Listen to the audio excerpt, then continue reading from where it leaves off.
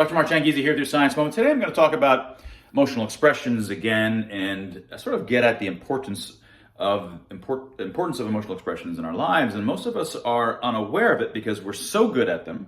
We do them constantly and we are evolved to do them. So the things that we evolved to do, we do not appreciate.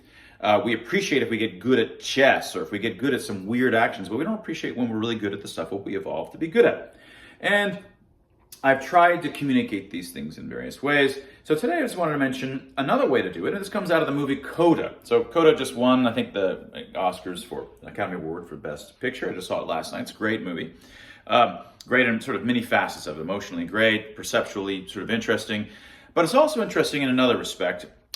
You may have noticed, either deaf friends of yours, deaf colleagues, acquaintances, as well as in the movie, when they're signing, they are showing more facial expressiveness during their sentences than are we. Now, of course, we're showing facial expressions too, but I think ours are more muted relative to theirs.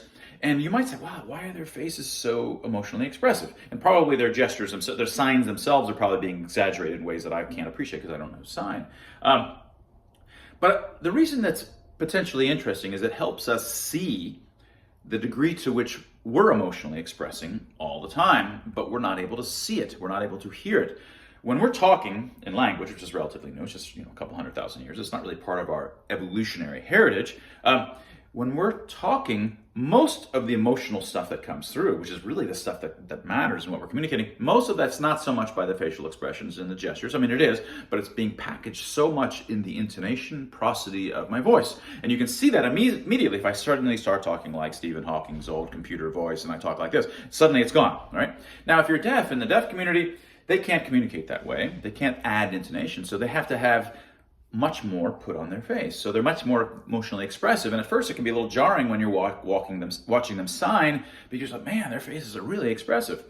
But it's that level of high degree of expressiveness that we're all, in fact, packaging through a slight, we still have it on our faces as well, gestures, but we much more so are putting it in our audio channels to other people through speech, through the stuff riding on top of the speech, the intonation and prosody. So I think it's helpful when you watch that movie and you watch, again, next time you're seeing a deaf person talking, watch their faces, look how expressive they are, and then realize that, holy crap, we're all just as expressive as that, except we do not notice it because we do it all the time.